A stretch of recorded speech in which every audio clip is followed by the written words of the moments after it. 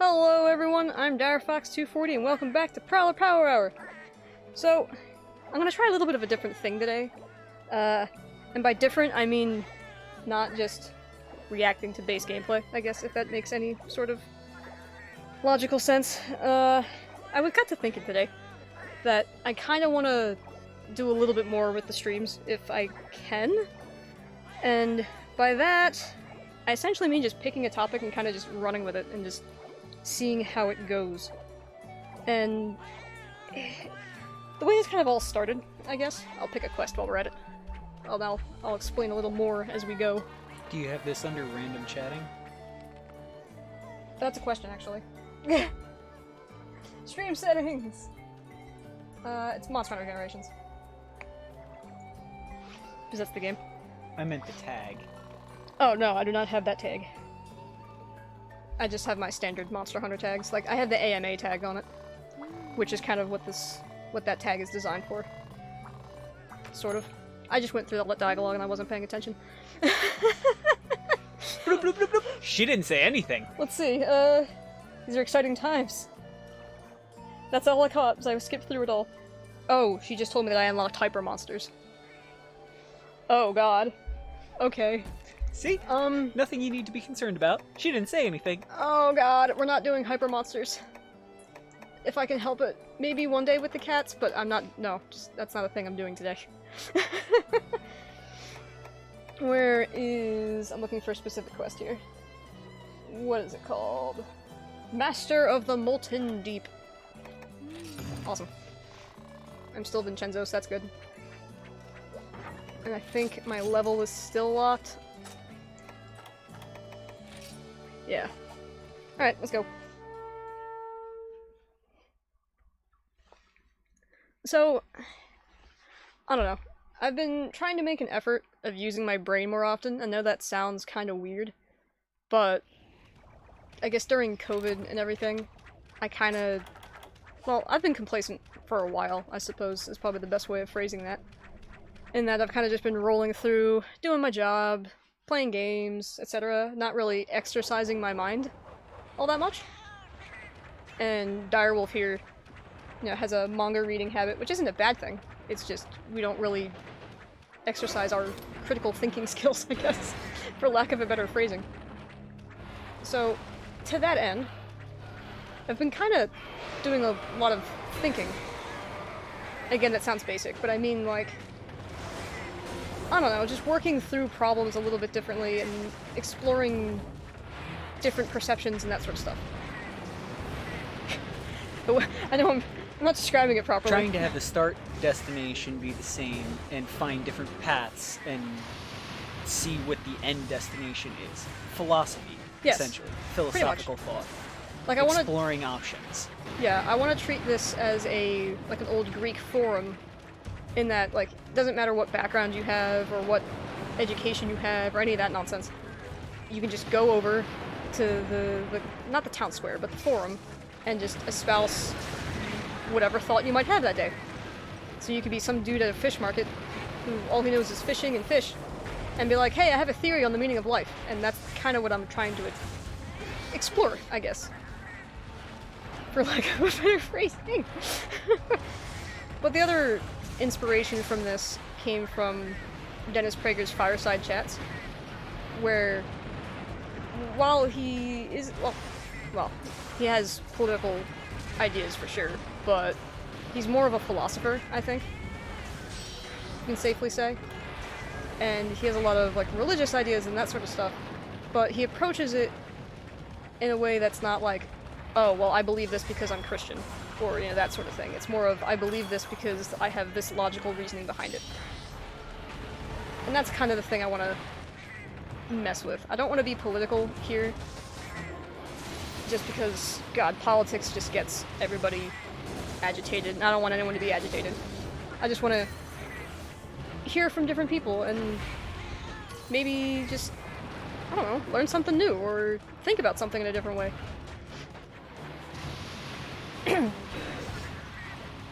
As one of my English professors actually said when I was still in school, she always said she didn't teach English.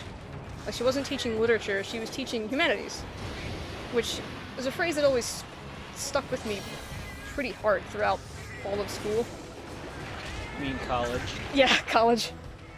Like, she wasn't trying to say, hey, we're studying, I don't know, Shakespeare because it's iconic, because it's Shakespeare. It was, we're studying, essentially, the human condition. Oh god, I went to the next zone. And just learning how humans respond to certain things and different situations, and just exploring the infinite possibilities that people can experience and do. So that being said, I don't have a whole lot of topics already prepared, but I don't want this to be You're me just outlining where it came from. more along the lines of where you're going to try Oh god. next. Just see how it goes. pans out. Yeah. And while I might be presenting like presenting's a strong word. While I might be talking about a specific topic, I don't want the whole stream to necessarily be that topic. Like, if I get distracted and we start talking about something else, that's good. That's a good thing. Like, I'm actually quite pleased about this. I don't want this to just be me espousing random thoughts and not taking anybody's inputs into consideration, because that would be the entire antithesis of it. So, it's like, if you have any sort of ideas about whatever I happen to be talking about at the time, feel free to jump in. Like, if you disagree with me, great. You know, if you have a different perspective on something, awesome. Like, that's kind of what I'm hoping for, really.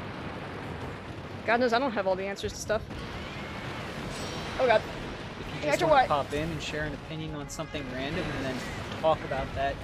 Yeah, if you want to change the topic, that's fine too. Drop by. Exactly. Like, it's not going to be, oh, well, here's today's topic and we have to adhere to it. No, not at all. It could be as random and crazy. Here's today's topic. Well, I want to talk about the... Okay, that's all what right. we're going with. Let's talk about that. Yeah, exactly. I'm just mostly setting down like a guideline at best, if you can even call it. Ow. If you can even call it that. It's just a starting topic to hold place until somebody drops in with something else that, you know, essentially people that day want to talk about. Exactly. Even if it is only one person in chat and us. Mm-hmm. It's shower thoughts, essentially. And I guess one of the other inspirations from this too, I mean, more loosely. Oh god, there's a Rathalos here. The Rathalos is not a source of inspiration. Alright, buddy, I need to get rid of you. Because, ow god! The monsters don't seem to like philosophy. Oh god. Okay. I got you. Oh, and of course Agnaktor already left, so that was a waste of a poop bomb. But yeah, I think Duo was trying to do something similar at one point, or he would have something in his mind that he wanted to talk about. And that kind of partially gave me the idea. But also I was in a Crew the Crow's stream yesterday with Ori, and he was talking about how he loves hearing people talk about their passions, because that's when they're the most attractive. I think I have that quote right. And it's interesting to think about it like that. You know, people get more animated, they not as much of a filter, etc. So people tend to be more animated and more genuine, also. Yeah. Oh god! I'm just gonna stay here angry. Please don't hurt me. Awesome. But yeah, they tend to be more animated, more genuine, more excited, just happier, I guess? I don't know if happier is the right word for that either. Yeah, there's a lot of inspirations for this, but... Alright. So, oh god. Well, that, and I'm also really terrible at just kind of talking to people randomly. I tend to be more, oh god, introverted and such. And streaming has been kind of a nice way of talking to people without necessarily, like, going to parties or whatever you people do these days. But I realize, since I've left college, oh god, I've been kind of out of practice of just talking about ideas and thoughts, and maybe not even necessarily philosophy, but just having a discussion with people. And really and truly, having discussions is kind of one of the ways we advance as people. Not talking, discussing. Actually having a full-blown exchange of ideas, views, essentially philosophy, but all it is a discussion. You're not talking about the meaning of life. It's Yeah, you're not trying to like necessarily convert somebody to a certain way of thinking or any of that. It's what are some of the best options to spend my to spend my singular dollar on? Yeah, that could be an idea. Like you almost no place has a dollar menu anymore. Oh yeah, that's for sure. And if they do, the food's so small, you're like, well, I'd rather go, to the dollar store and get a thing of hand soap. Yeah, or buy like a pack of gum or something. Can you get a pack of gum for under $1? Yes. You can't. I don't think you can get a pack of gum for 25 cents anymore, though. No, I don't think so. I think it's like 50 cents. 50, it's like 75 35 cents. or 50 cents. Yeah, something like that. Yeah. I mean, there's still stuff you can get for $1, but like you gotta think for how you can spend it to really get something out of it. And to each person, it's going to be different for what is more valuable for that $1. Yeah, for what would actually be valuable. For sure. And with something I'm realizing right now, actually, like, talking in front of people, of course, is never something I've been good at. Like, not necessarily even public speaking, but just voicing my thoughts and opinions on things in front of people has always made me nervous. And not because I feel like I'm wrong about things or I don't have enough, or rather, what I'm saying is inaccurate. Or I'm saying the same thing in different ways. I'm not really sure how to explain this. But, I don't know, I feel like people shouldn't necessarily be afraid to voice their thoughts on whatever. Now, granted, that's not necessarily, again, I don't want to be political with this, but just saying, oh, I have certain feelings about whatever, whether it be, I'm just going back to the meaning of life thing because it's the most obtuse thing I can think of. Or abstract, not obtuse. Wrong word. And your opinion is as perfectly valid as mine. Oh god. Ow. I think it's back to the Greek forum idea. It's more, like, no idea should be disregarded. It's the same reason why a lot of people keep all of their fucking thoughts and opinions to themselves. It's kind of the fear of mob justice. Like if you came out and said that Dr. Pepper was better than Pepsi and Coke combined. Yeah, like how many people would really actually send you death threats over saying something like that? Hopefully over something as does. stupid as that. Not that, Dr. Pepper is better. It's just objective. an example. Yeah, considering, Dr. Pepper is so much smaller of a market share. Yeah. It's all subjective, right? So, but yeah, that's exactly what it is, really. Like the whole fear of getting some kind of, oh god, being ostracized in some way just for saying, oh, well, I think Coke is better, Not even ostracized, or threatened, or silenced, or whatever. Like I said, mob justice. Actual potential violence over just something stupid. Yeah, and while that might be considered an irrational fear to some, it's kind of just something that's always in the back of my head as far as just being nervous about saying stuff. By the way, I also consider ruining someone's life by getting them fired from their job and shit over something stupid like that as actual violence. Oh, absolutely, because you're harming their life in a way. Yes. Like you're limiting their ability to take care of themselves. Physical violence, but it is actual violence. And if anything, it's worse, because it's a very slow death. Yeah, it's much slower than just flat out hurting them somehow. God, there's an actual term for a social death. I don't remember, honestly. It was the basis of the case that the movie, what was it, Philadelphia, I believe, was based on. The movie is, I believe, Tom Hanks plays a lawyer who dies of AIDS and got fired from his company. Right. And he was suing for being fired. For being discriminated against? For being unjustly fired. Yeah. He's like, now there's a lot more to that movie. Sure.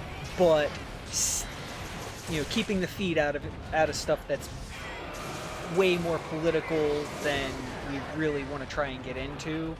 The non-political aspects of that are he got fired unjustly and took it to court.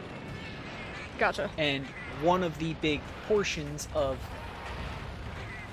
why he probably in real life would have, should have, and I think did win that case is the definition of essentially a social death. Gotcha. So he was essentially quote-unquote killed because he couldn't get jobs and stuff? Couldn't... No, but yes. People were like keeping him from doing He things. not only got fired, he got shunned from that job. Oh, like an excommunication in a way. Yeah. Gotcha. Oh, Rathalos is back.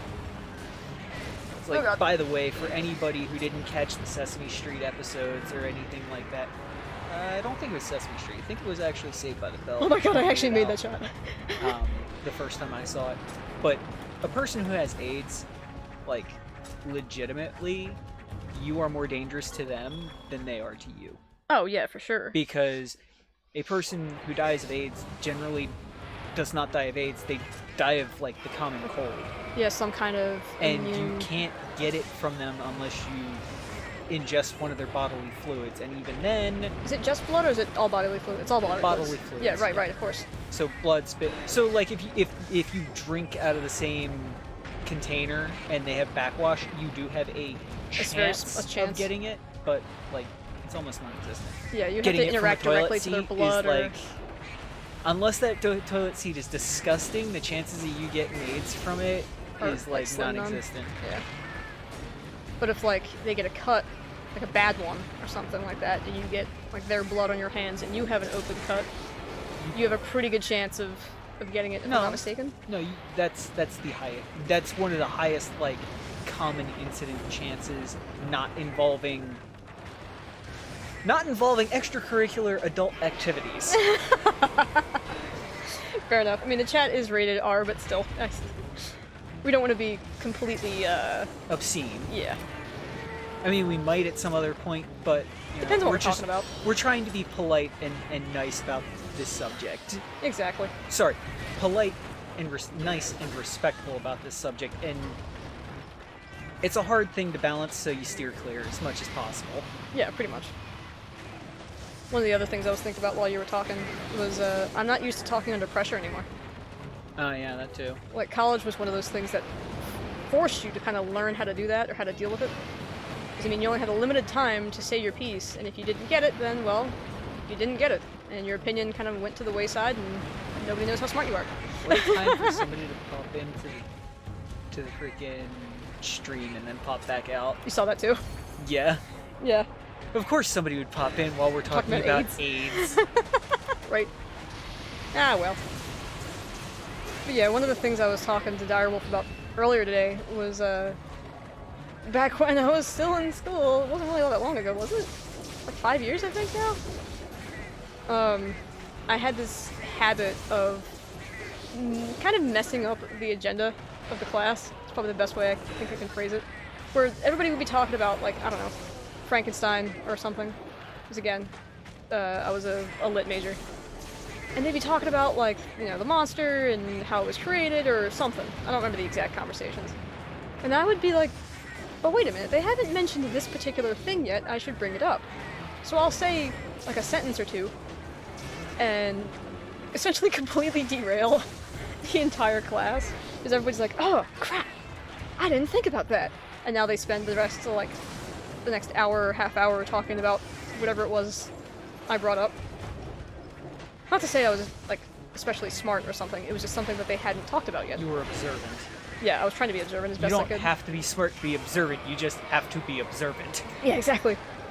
So I kind of got this weird sort of renown of saying, like, I don't know, random sentence for all of 30 seconds and then completely mucking up what everybody had been talking about before. And I kind of want to see if I can find that again, if possible. Because nowadays, like, when people start discussing stuff, and not necessarily even getting animated, but just having differing opinions on things and stuff, I kind of automatically go for I'm just gonna keep the peace in case things get really crazy or something like that. And honestly, while I mean well, it's not good for anybody. If that makes sense. Like, engaging in a conversation is better than just kind of sitting back and just nodding your head, I guess, is the way I'm gonna frame that, I suppose. I'm not really sure. I guess it depends on the situation, of course, but... Yeah. It's like, if people are getting really animated and nasty, you probably don't want anything to do with it. Again, depending. Oh, I got your left again. Alright. It's one of the reasons why this these couple of generations after us are really kind of hindered. fucked. Yeah. Because they've been essentially raised and trained to become rather verbally and even physically and socially violent. To when someone, opinions. yeah, to someone with any kind of a dissenting opinion on pretty much anything. Yeah, They've the been sky's raised blue. that you No, are it's right purple. because you said whatever you said. And Yeah. that, you know, if you say the sky's red and somebody says, No, the sky's well, blue, the sky's or... blue right this second, I'm looking at it, that they are wrong. The sky is red because you said so. Like, they as a person are wrong, not like... Or they internalize it as they as a person are wrong, not that their observation is wrong. No. No. Or you mean... Like... Yeah. Yeah, it's bad. It's real bad. And that's one of the things that unfortunately is, like, really rampant right now, is, like, when you're discussing stuff with people and they go, and, like, you say, like, oh, well, I have this opinion, I don't agree with what you're saying, they'll take it as, oh, I as a person am wrong, or I as, you know, like, they're devaluing me somehow. It's, no, not at all. Well, I mean, generally. If the person's actually well-meaning and whatnot and just trying to have a conversation, they're not denouncing somebody as a person, they're just... Yeah, no, you and me are on two different pages. Oh, are we? Yeah. Oh boy. But you mean the whole, like, no matter what their opinion is, there is no dissenting opinion, or they have to answer it with violence? I think is what you were talking about. Yeah. Yeah. The only one who's right is the Is person... them.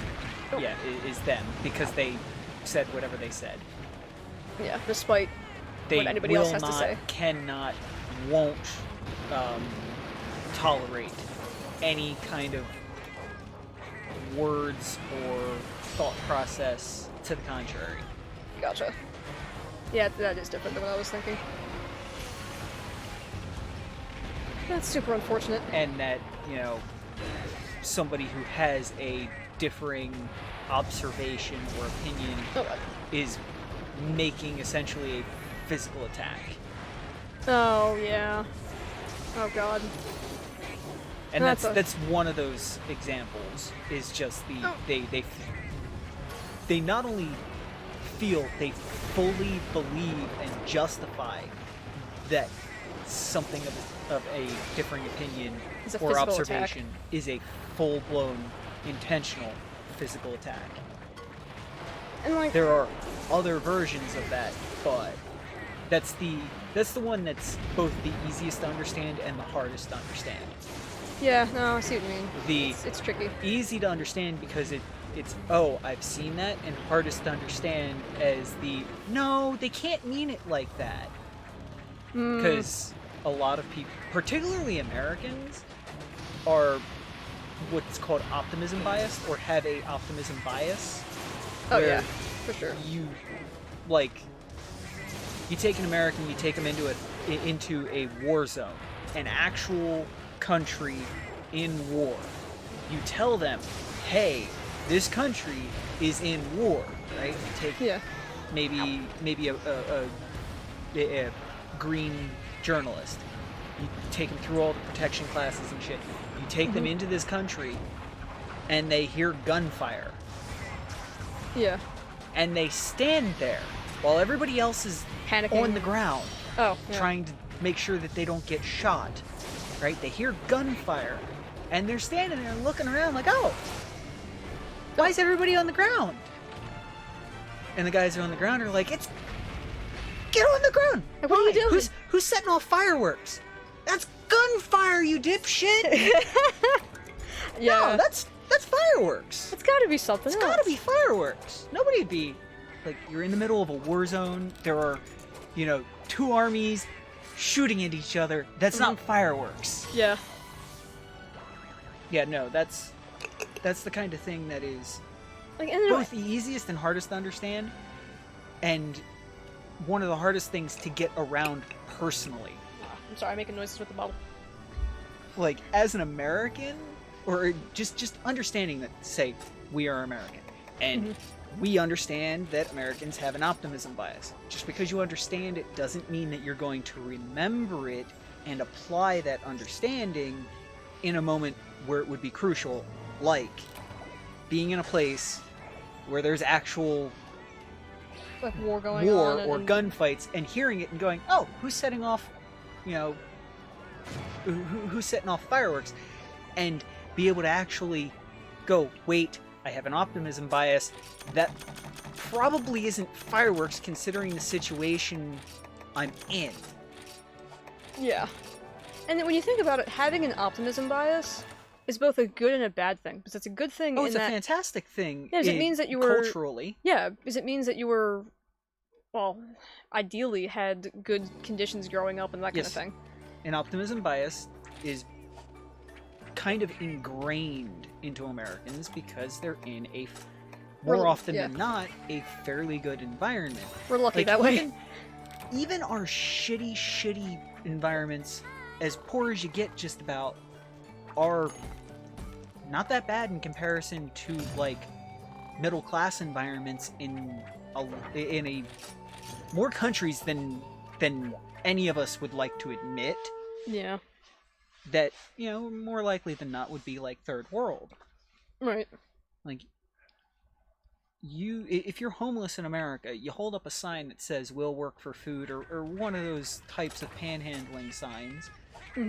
Just about anywhere in America, you hold it up for 5 minutes, an hour. Yeah, I'm sure it varies it's not depending. Guaranteed, but more likely than not, you'll get somebody. You'll get some change. You'll get a couple of dollars. You might get water. You might get a soda. You might get a McDonald's Big Mac meal. Yeah. Generally, you'll get something. Even, and that's, if you were to go into some of the poorest parts of the world, that's more than middle class people would get if they work. Yeah, it's true. America is both rich and generous. Yeah, comparatively speaking. Comparatively speaking to some parts of the world. I mean, you could say that about a lot of countries in the world, but here in America, we tend to speak more with our dollar, or I should say, be more flippant with our dollar. Yeah, than a lot of other that's countries. a good way of putting it. We're loose with our dollar. If we like something, if we feel emotionally about a certain situation, we'll put money towards it. We're more likely to just drop, even if it's a couple of pennies. Well, have I told you about the time that I was helping out Toys for Tots for 1 year? No. With I was part of a car group essentially, like a club. Not really a club, but just a group of dudes that hung out on Saturdays, essentially. Oh crap. And every year they did a Toys for Tots drive where they would collect toys, either new or like... Almost new. Yeah, or almost new, clean, etc. Or money, like financial donations. So we went to... I forget what business hosted us that year, but we had a couple of guys that were in like the median, like holding up signs like, hey, we're doing this drive, or whatever their signs were. And it was during Christmas. And one of the guys was dressed as... It was a few $1,000s in a day, wasn't it? Yeah, but the amazing thing was how much came from like single donors. Yes. Like there was one guy who was in like a Corvette or something. Clearly a very, dolled up vet too. Like it wasn't like a base vet. And he stopped and he pulled one of the guys aside and was like, "Here, I want to hand this to you directly, just because, just in case." And he handed the guy like a couple $100 bills. Yep. And we were all just like, "Holy crap!" Yep. Like, while we didn't expect it, like while we hoped for it, we weren't expecting it. Yes. And he was just some dude who happened to be going by that street that day, Oh yeah. Oh yeah. We're lucky that way. It's interesting to think about why we're like that, and to try and rationalize it. That's actually a question, because I've wondered about that. Because it's all over the country, despite. Okay. Like, it almost doesn't matter where you go. Before we go much further, it's when we make a comment as all over the country, not a lot of people realize that our states are the size of countries. Some countries, yeah. No, of a lot of countries. Yeah. Okay?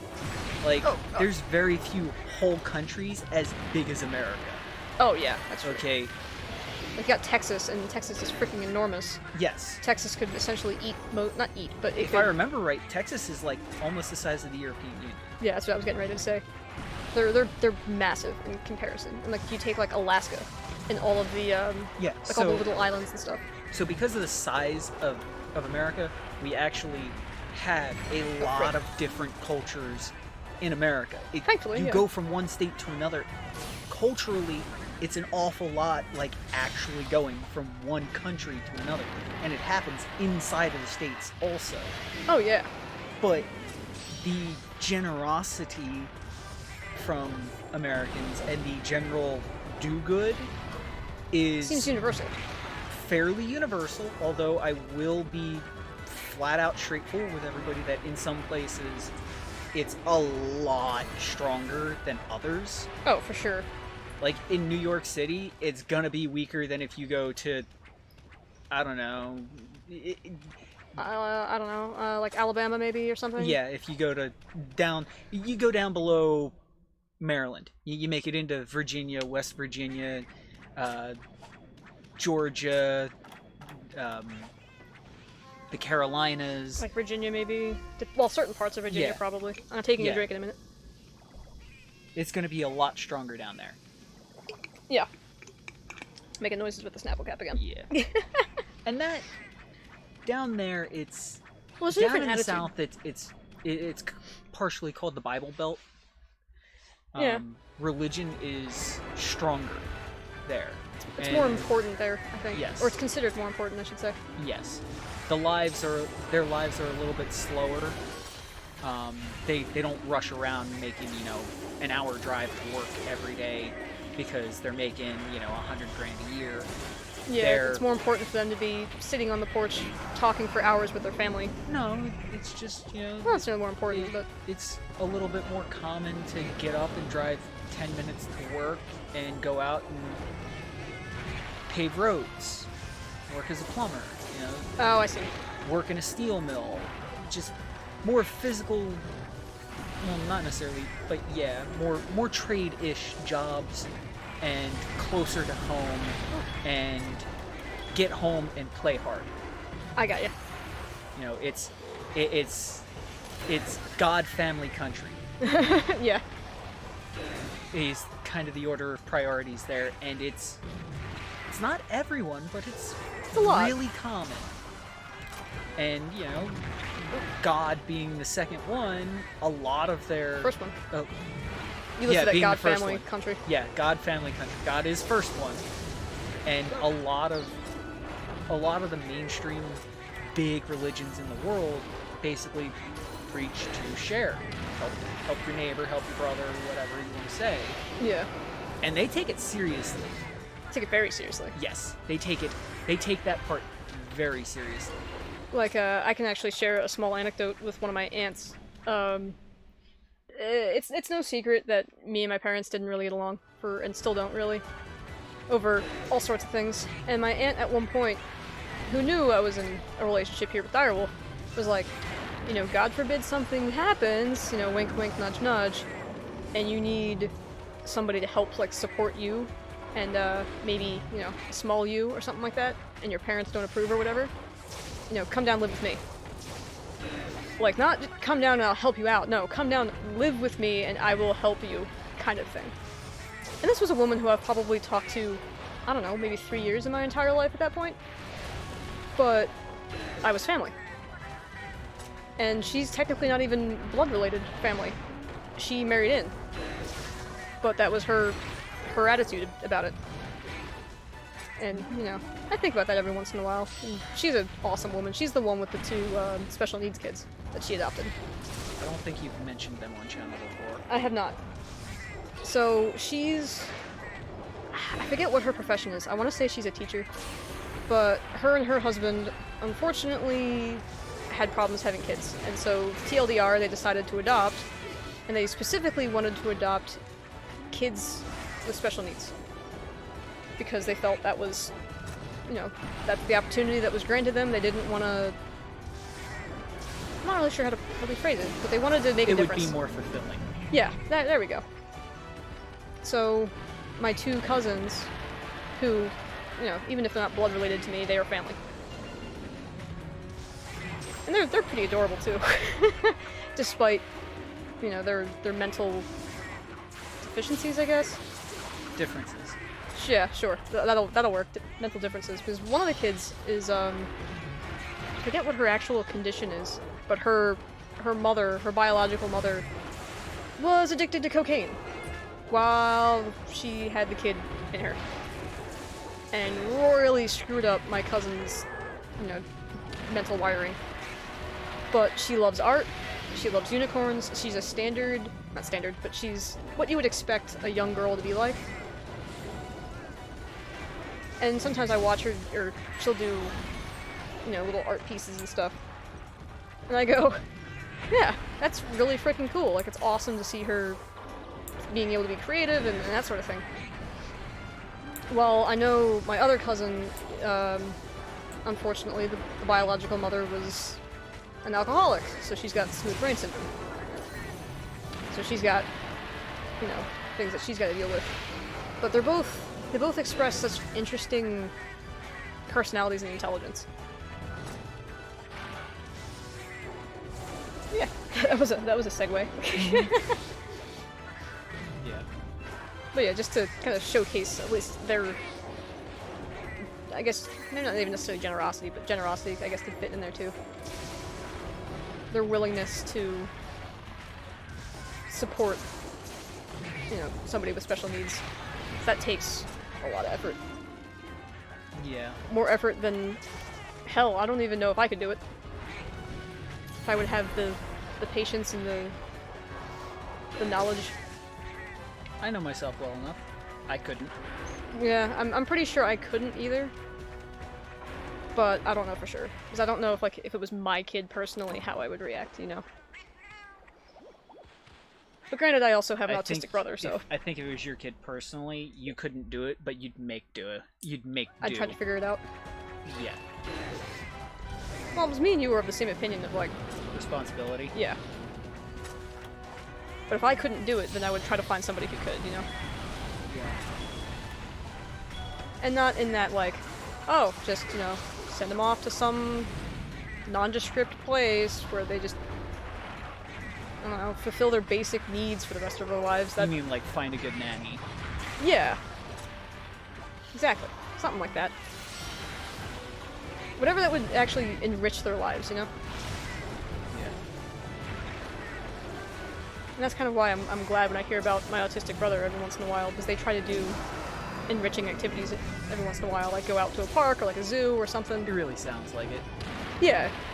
It seems that they legitimately give a crap, you know? The updates you get from other things oh, yeah, it's also amazing. show that they keep a good eye on him and they're actually engaging and whatnot, while at the same time making sure to try and give them enough space that they can actually be their own people and whatnot. Oh, yeah. Like, some of the things that they told me about my brother, I never would have guessed, you know? Yeah. The things that he would do. He seems to have adopted this mediator position among, like, his peers, which is pretty amazing, really. Like, one kid was having a real bad time or whatever, and my brother walked up to him put his hands on his face and kind of was just like, there, you'll be fine. And again, there was no conversation. Because my brother's nonverbal, for the most part. He just repeats. And so he just put his hands on the kid's face and kind of just held on to him for a bit. Not in any sort of like, you're not going anywhere, I'm restricting you or anything. It was just, you'll be fine. You know. Kind of like a hug. Dini Linguini, hello! Hey, Dini! How is you? I'm talking about my brother. We're just kind of talking about life, really. You really do need to look up that word for the Greek forum where anybody could just walk in and espouse an idea and everybody I want to say it wasn't. discuss it. I really do think it was a forum. I think that's what it was called. Probably. I'm good. How y'all doing? We're doing all right. We're trying to keep the Prowler Power Hour going on YouTube and here. Yeah, I'm trying to get a regular stream schedule going, despite life chaos. You know. So time, not really sure, but Saturdays we're trying to stick to. We're also seeing about Doing something during the still week. fitting in stuff during the week. Like this week we did an hour stream-ish On Monday? Yeah. Maybe we'll try again this Monday coming. Yeah, it really all depends on like. Working along with Duo, so that Yeah, working we're along not with Duo. overlapping too much. You know, if I'm exhausted from work, that sort of thing. I'm trying to kind of I'm thinking about just sucking it up and maybe just streaming anyway while I'm tired. But I don't know if that's going to be good for anybody. Depends on how tired I am. You're not a nice person when you're When I'm tired. tired. At least not to me. Yeah, that's true. You take the brunt of all of my freaking agitation, unfortunately. That's why I get paid the big bucks. Scheduling is tough because of IRL life, yeah. Yeah. Like, the worst part about it, I think, is that it's an hour commute, essentially. Yes. So it's a 10-hour day instead of an 8-hour day. Thankfully, I get paid lunch. So it's not, an 11-hour day. It kind of works out to be close to a 12-hour day when you count just Like food and stuff. when you count getting up and grabbing breakfast and running out the door. Yeah, pretty much. Like that doesn't leave an awful lot of time to grab dinner and unwind after work and then do a stream. Yeah, exactly. And then get to sleep at a reasonable hour. Yeah. Well, speaking of life, how is little Linguini?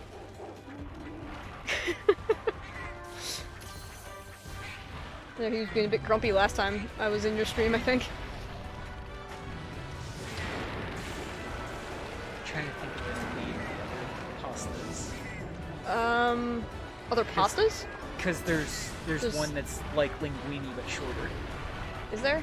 Yeah, I just can't remember what it is. God, there's like rotini, there's obviously like lasagna noodles, which are huge. Spaghetti. Rotini easily. would be linguine but twisted. And smaller. He's good crawling around and trying to find trouble to get into. The nature of young ones. That's good. Oh my god. It just about makes my eyes bleed from freaking an aneurysm every time I think about it. Oh, that no. one parenting like TikTok fucking Oh video god. with millions of views. Where The one with the quote unquote the chick baby. who doesn't have a cradle. Yeah, there was a woman who There's a 5-month-old. yeah, it was a 5-month-old baby that she has, and she has the baby's bed set up. No, she does not have a cradle. She has, yeah, no cradle, no crib, Yeah, sorry, no crib, no cradle. and there's blankets and pillows and stuff puts all over the it. kid. Okay, first of all, problem number one. This room is white that this kid stays in when Yeah, she sets him there's down. like no visual stimulation. 2, there's no door, if I remember correctly. Yeah. 3, there's blankets and pillows on a low bed with a gap on it at underneath the it. floor. So the kid can get underneath Yeah, of it. and it's a 5-month-old. You have kids, so I'm assuming you know what SIDS is, sudden infant death syndrome, which Yeah. can happen from basically sorts of any things. of that stuff. Well, Deanie says he's gonna lurk. He's got to do some nonsense for a bit. All right, Oh, okay, yeah. Sorry. no worries. No, I just got the But yeah, message, even the blankets and the pillows and the bed was white in a white room. yeah, which is not good for visual stimulation at all.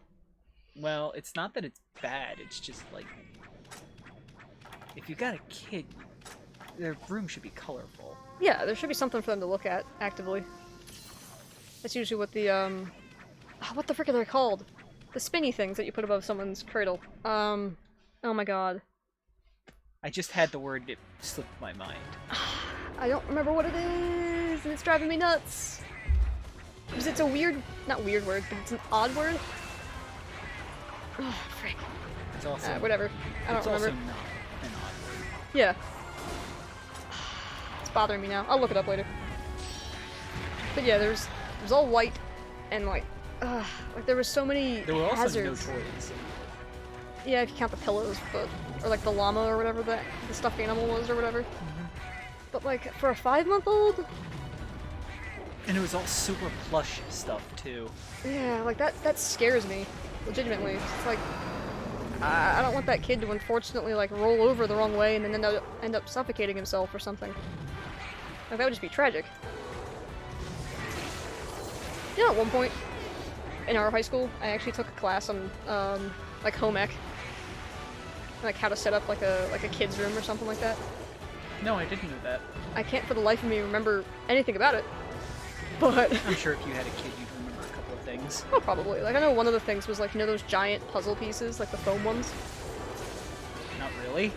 Oh well, in short, it was like 2 foot by 2. No, maybe not 2 foot by 2 foot, but maybe like 1 foot by 1 foot giant like foam puzzle pieces. Oh God. So they were Okay. soft and they were, you know, rounded edges and stuff. And it Okay. was all, and you got like 8 of them or something, and it was all just for like a 2-year-old to be able to, you know, play around with and put together and stuff. You're not a 2-year-old. I don't know. I don't know my age frickin' ranges for edutainment.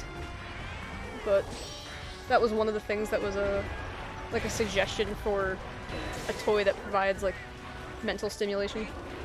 So that was the biggest emphasis of the class, was just how to actually like exercise your child's brain appropriately for their age, that sort of thing. Yeah. God knows I can't remember much else though. But yeah, lots of vibrant colors, interesting see having- patterns. Yeah, I could see having like quiet background music in a baby's room. Like not but, necessarily something with like- lyrics, or maybe something with Yeah, lyrics. not, I don't know. Not something with lyrics. Just very quiet instrumental stuff. Like everybody says like classical music because it's logic. Well, it follows It's logic. mathematical. There we go. Yeah, it's mathematical. It follows a pattern. Yeah. I could see something like that, but like not during nap time and only like as loud as a very quiet fan. Oh Just- yeah, yeah. Just essentially background noise. Yeah. Just to potentially keep the brain engaged and whatnot. Because Different parts have of the you brain ever engaged. sat in complete silence? Oh yeah, your brain makes its own white noise. Yeah, I hate it. Sometimes I like it, but a lot of times I hate it. Yeah, I understand that. Like, and you know, you'd have to, not have to, but I would probably advise at least shutting it off during, you know, sleep schedule timing. Oh yeah, yeah. So that way, just the kid isn't distracted. Yeah. I know it's a weird thing to say, distracted from sleep, but you can absolutely distract yourself from sleep. Well, I mean, it was a great point, like, made when I was watching the counter video to that. Like, children don't know to sleep when they're tired. They don't even know when they're tired. They know that they're not feeling right. Yeah, something's quote unquote wrong. Yeah, because humans are the only animal without instinct. The only instinct a human has Fear of when falling, they was come it? out, yep, when they come out, is the fear of falling, and that's it. Every single Everything else is taught. other thing needs to be taught. Which is crazy when you think about it. That's kind of partially why they slap a baby's ass when it comes out. Make it breathe. Yeah. Or like a pat on the back or something. No, they has to be basically more slap startling than its that, ass so that it screams. Oh, but in order to scream, you have to take in a huge lung full of air. Yeah. So you teach I mean, the it's baby to breathe. it's technically not really to teach them to breathe, but It's yeah. it's a stimulation to make sure that it is breathing and actually responsive. Yeah. And it's not like, you know, a full-grown man is taking a full wind-up. Oh, yeah, no. It's just, you know, It's just a little tap. Yeah, exactly. Ying! Oh, okay. It's like, I'm pretty sure a pinch hurts worse. Oh, yeah, I'm sure.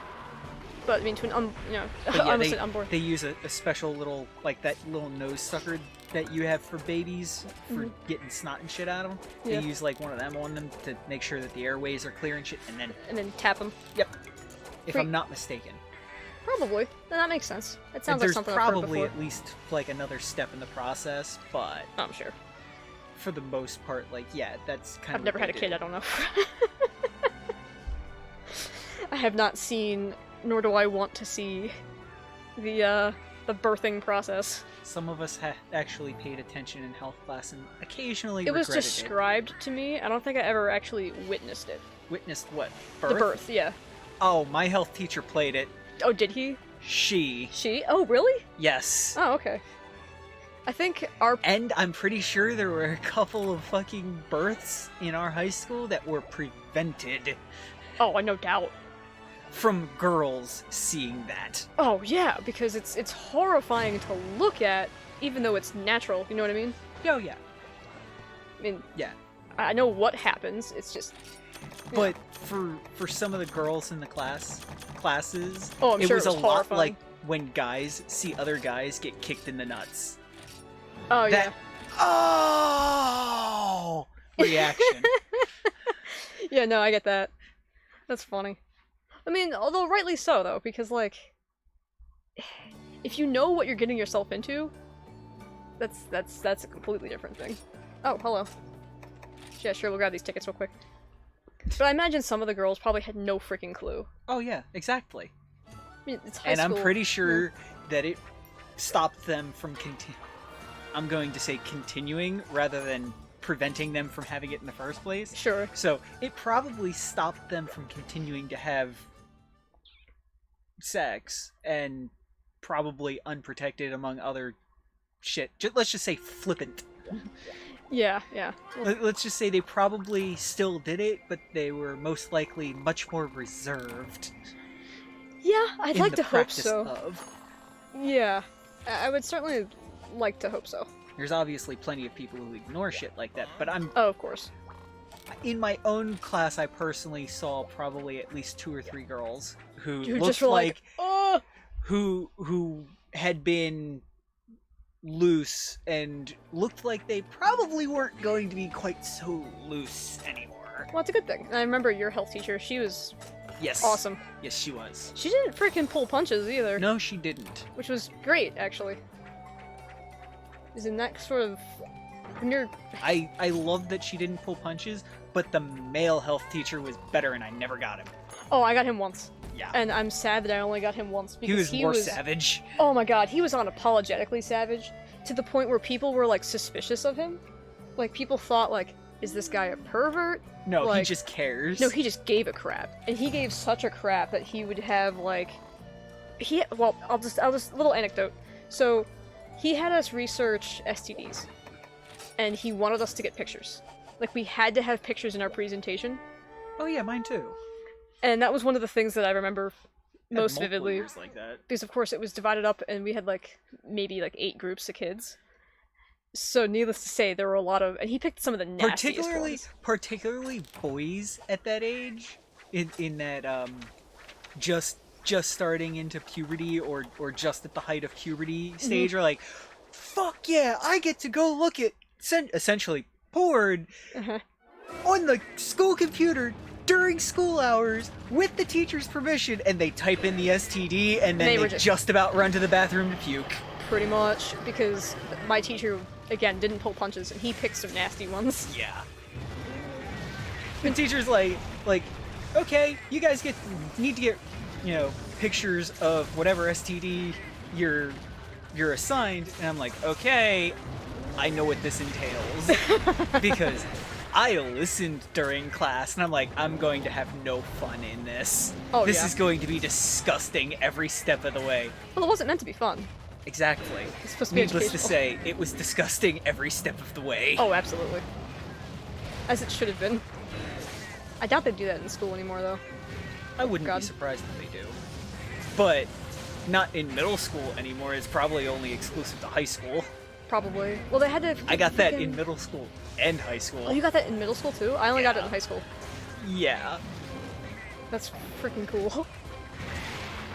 I had actually a dare teacher, or not a dare teacher. I had a police officer who was the dare instructor back when I was in like grade school, so like first grade, second grade, and he actually pulled kids up into the front of the class and like pretended to offer them drugs and stuff. Like he was freaking cool, and he would. Sounds cool. Oh yeah, and he would purposely like adopt this really shady like mannerisms and stuff, and he would alter his voice a bit to be like, "Yo man," and that kind of crap. And he pulled me forward at one point, and I was so entertained by him that I was just laughing the whole time.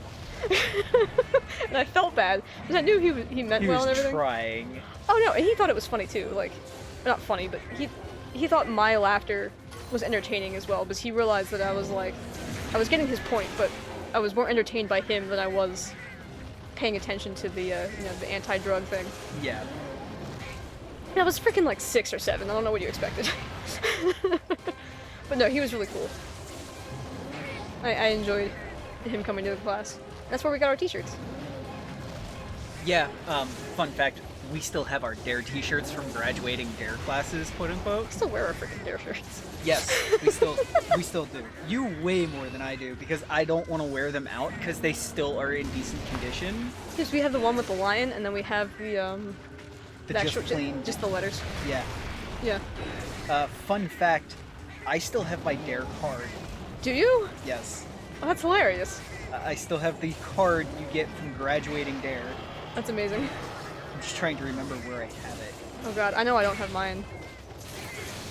I definitely have it. Did we get pins or anything, or is it just the card? Well, when I graduated, it was just the card. Oh, okay. I can't remember... God, I can't remember the full acronym properly anymore. Drug Abuse Resistance Education. Thank you. Direwolf here remembers. Pepperidge Farms remembers. Oh god. Oh god. Okay, I'm alive. I'm sorry, did I say that a little too fast? No, I got it. Will I remember it tomorrow? Probably not. Yeah, probably not. Oh man. They still do dare, right? I heard it was discontinued. Really? I do not believe that, but I heard it. Huh. Interesting. I hope they continued it. Well, some of the stuff they kind of lied to us about. Oh yeah, but I mean, that's kind of a given.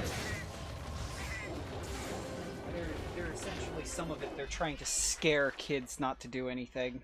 Yeah, I mean, and while that can work, scaring kids... Well, I don't know, I guess it depends on the age. I feel like if you try to scare teenagers out of something, it has to be a damn good scare. Oh god, we're in this zone again. Alright, for the sake of not looking at grass the whole time. Damn it! I ran off into the next zone. Direwolf over here going through all of our old crap right now.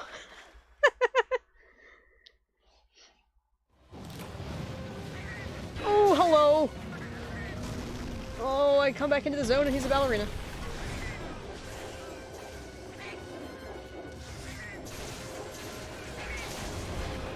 I'm gonna leave the zone again. I know it. It's gonna be by accident. I'm not gonna do it on purpose. Please leave, Duramboros. Thank ya.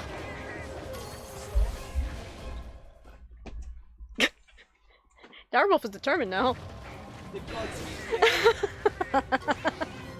I can't help you. I'm on the controller.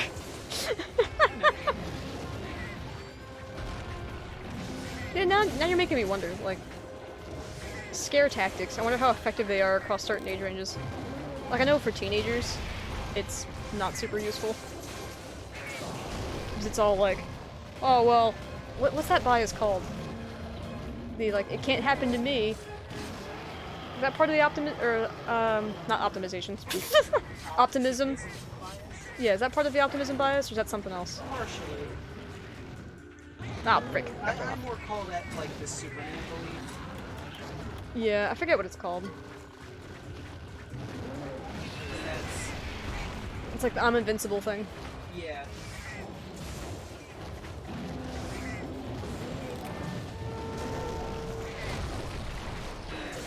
And, you know, obviously teenagers are very prone to such things.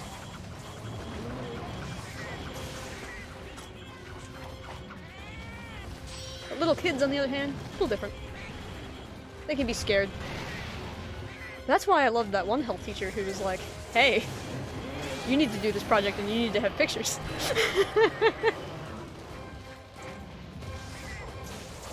Oh, man. Ow. See, I like how distracted, not even necessarily distracted, I like how quote-unquote off-topic we got from literally like 30 minutes ago. That's half the point of what I was hoping for, really. Oh god. Okay. I think I got underneath of his tail that time. Duramboros, I say this every time I fight you. No, he's actually really fun to fight. At least I find him fun to fight. But he's just such a... I don't know. I don't know if this is a false impression, and we talked about this in an episode before with him in it. Dude, he just looks so dopey. But at the same time, like, he's a monster, so he's threatening. And he sends himself into the sky. I think your joke was, I asked if he had a face that of a murderer, and you were like, yeah, I can see him. I can see him murdering a village, and I'm just like, well, poor Duramboros. But at the same time, like, he very well may have destroyed a few villages. Whether on purpose or, oh god, or not, I don't know. Alright, I'm gonna play my super duper horn while you're tired. Bloop. Excellent. I realize I haven't been... Oh god, what did you find? One of your college items. Oh god. You mean one of the ones I purposely was like, bleh about? No. Or just how... Well, I don't know how much I've aged. But I had my old coat. The one I think we ended up getting rid of. I don't think we got rid of it. I don't know where that ended up. Lost. Yeah, I have no idea where that coat ended up. The one that I got from frickin', yeah. Yeah. No, I don't know what happened. I think it just got lost. Ah, there we go. There we go. Well, to be a little more clear for chat, I have a penchant for long coats. So, at one point, I picked one up that didn't really serve much function. It was more of a looks sort of coat. Didn't really block wind or anything, or keep me very warm, but it was all, you know, style. And of course it was black. And I don't know where it went. I had that coat for years.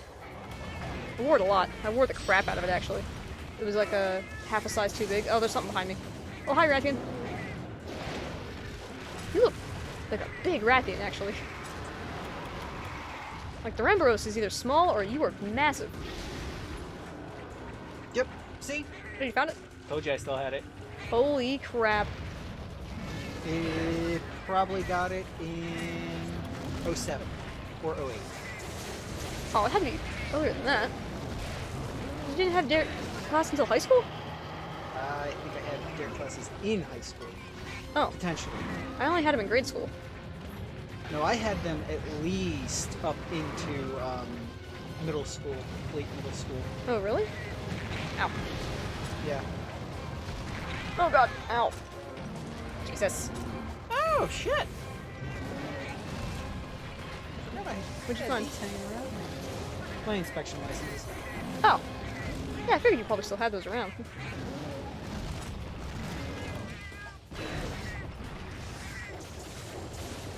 Oh boy. Oh boy. Okay. This way. Well, actually, no, we did get confirmation that we're getting the Brute Wyvern Skeleton in Rise. I was just wondering about that because Anjanath's in the game. So, I don't know. I saw a tweet earlier today that was saying how Monster Hunter Rise is gearing up, or essentially projected to be one of the best-selling Monster Hunters in Japan since Portable Third. Yeah, World was not the one that sold the most in Japan, at least. I believe, yeah, Portable Third was when they introduced Zenogre. It was the very Japanese-themed one, unsurprisingly. Probably why they went back to Japanese-themed. Probably. Well, I mean, the whole idea of, like, yokai monsters, though, like, that's a great idea. Like, I know it's kind of stereotypical, maybe, but still, like, there's so many yokai. And I think they've stuck with just traditional yokai so far. Like, we haven't seen anything completely crazy.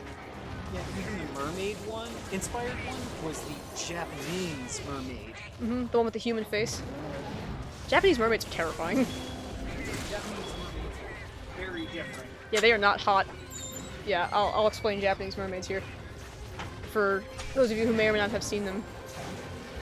I believe Western mermaids? I'm not entirely sure where our actual mermaid myths come from. Ow. Probably Greek and Roman sirens, but either way. The human upper half, you know, busty and whatever, and the fishtail, whereas Japanese mermaids are just the human head on a fish. And don't eat it. Like, what was the myth? Like, a guy ate it and was cursed to, like, well, cursed with immortality. And they call it cursed with immortality, not blessed. Yeah, I think he was, like, cursed to eternal suffering or some shit like that. He was immortal, but no matter what he did, it never, came to, like, fruition. Or something like that. Like, anything he tried to do would fail. I don't think that was it. Maybe not? I don't know. I might be... Oh god! Might be adding more than is necessary. I think it was, like, incomplete immortality or something like that. That's what it was called. Like immortality where you can still be killed, but you can't die due to age. No? I think it was know. partially, like, freaking doing coke or whatever. Like, you were immortal, but only as long as you could continue to get blood or something like that of the Mermaids? Oh, so like the unicorn blood idea in Harry Potter. I'm not sure. Maybe. I don't remember. I really am not sure. I also think the mermaids ate people like Probably. Western world herbies. Yeah, I can't remember if Western mermaids came from sirens, or if it's a different myth. If it comes from somewhere else. I don't know. I know a lot of our fairy tales come from German tales that are not exactly happy endings. Well, at least the Disney versions, anyway. Like the Disney fairy tales come from German myths, if I'm not mistaken. Yeah, if I'm not mistaken, Hansel and Gretel wind up getting eaten in the end in the original one. Oh yeah, yeah. I think all of the German myths have a sad ending, quote unquote. And The Little Mermaid is a German story. A great example, I think, is slightly older generations used to, as kids, would like do Ring Around the Rosie. Oh, the Ring Black Around Death. the Rosie is about the Black Death. The end of it is achoo, we all fall down. Like you essentially you cough and die. Yep. It's not Snow White, I think, bright. also... Actually, no, I don't remember. Because I have so many iterations of Snow White that I read. Same. But I can't remember what the actual Snow White story is. I know one of them, one of the ones I read for a horror class, was Snow White was a vampire. Does it think so? I mean, it makes sense. Ruby red lips, Snow White skin. It would. And I think she ended up, Or it would make more sense that she's a geisha. Yeah. That's their makeup style. Yeah, actually, that'd be interesting. Actually, that would be really interesting. Yes, that would bring a whole different connotation to the seven dwarfs. They'd have to be shorter. Oof.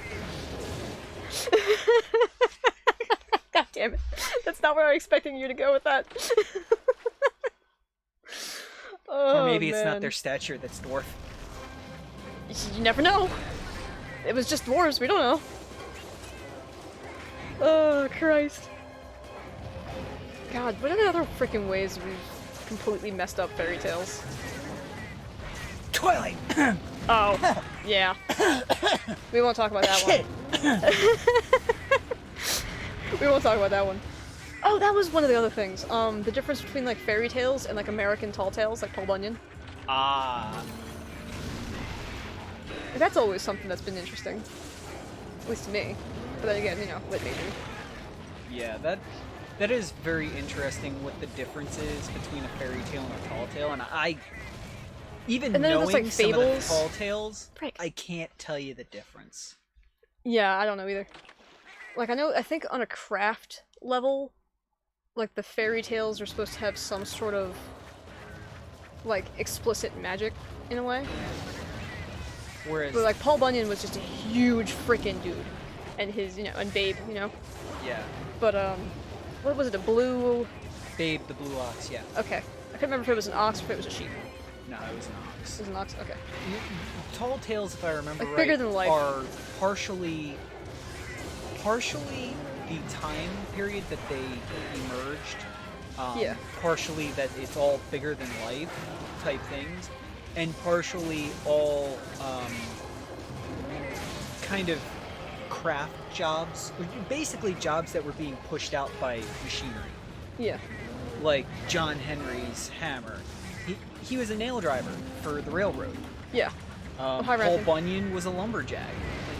They were changing out to like chainsaws and steam-powered hammers and whatnot. Yeah. So all those Oh, jobs were disappearing. Mm-hmm. I'm trying to remember some of the other tall tales, and for the life of me, I'm having trouble. If I remember right, one of them was a dude who roped a tornado. Yeah. But I only remember, I partially only remember other tall tales other than John Henry and Paul Bunyan from the movie Tall Tale. Oh. And it had like a mix of them. Yes. That's cool. Hey, Dragon Kuro! How you doing, Dragon Kuro? Talking about fairy tales. No, I don't remember how we got onto the topic, but I can't remember the American tall tales versus like the German fairy tales. Ow. I can't remember what like the criteria are for a tall tale versus a myth. Or a fairy tale rather. 'Cause I think myth is a different thing entirely also. Yes. Actually, that's a question. Dragon Kuro, are there any like specific myths or like fairy tales from Colombia? You mean besides the Chupacabra? I thought that was Mexico. I believe it's Mexico and South America. I have no idea. I know the Chupacabra is supposed to be a weird critter. Yeah, it's kind of a vampire, but for goats. Oh yeah, that's right. I forgot about And that that's aspect our of it. simplistic American understanding. Not fairy tales, but we have our legends indeed. Yeah. Interesting. That's another one of those things where it's like, it's kind of a gray area for us to remember the differences between a fairy tale and a legend. Yeah. 'Cause I think- Although a legend is more told as this is really something that happened. but it's kind of and unbelievable. It's been passed down from generation to generation. Yeah, like an oral tradition story. Yeah. Like, I'm trying to remember. Do they consider Johnny Appleseed a tall tale? No, Johnny Appleseed was a real guy. I know he was, but I thought there was like he was turned into like a tall tale-esque sort of guy. They might have. Thank God for the dude who actually did, Johnny Appleseed, because apple trees would have potentially gone Gone extinct. Oh, I know. Could you imagine? No, I can't imagine a world without apples. Without apples? Although, what I would love to truly imagine is the world before Oh, before we lost that banana species? No. Well, yes, but no. A world before really the Great Westward expansion in America. Because before that we had like, I think there was over 100 or over 120 species of apples in the world. Oh, frick. That's right. I forgot And about those that. groves were completely clear cut and replanted with like 3 different species of apple trees. Oh, because they were hardier. Yeah, because they tasted good and they That's could fact. survive the long trips. Huh. I think most of our legends are like terror-wise stories. Yes, To me, I mean, those are some of the best stories, though. true, but South America's Oh, terror-wise God. stories are on a completely different level than most other places. That's fair. I mean, granted, I think some fairy tales were just designed specifically for that in mind, like, don't go out at night kind of things. Oh yeah, fairy tales were generally told to keep kids in line. Yeah. Whereas, I guess tall tales Legends are like for keeping adults in line. Now that's a thought. Not really, but yeah. It's funny. Probably more for keeping adults alive. Would be Yeah, more probably. along the lines of legends. Like the Boogeyman. Is more of a kid's story, but I forget where that comes from. I can't. Or, what the hell is his name? Krampus? Please, don't talk about that softcore porn shit here. Oh god, they made a B-rated movie of Krampus. No, they made more than one. Oh god. Krampus is freaking. The original story is terrifying, though. Like, I think he literally steals and eats children. Like, ow. I kept trying to dodge into the tail to blow him up, but I failed. I think Krampus is also German. Sounds German. It does. I think the whole coal in the shoes thing was Krampus, wasn't it? I do not know. Like, I think. Oh no, I'm thinking of Saint Nick. He would leave candies in people's shoes, or he would leave coal. Probably. I forget what country that was. I looked up a bunch of random crap at one point, and that's kind of where I'm regurgitating some of this from. Oh, back to the banana thing that Oh, yeah, Dire yeah, yeah. Fox talked about for a second.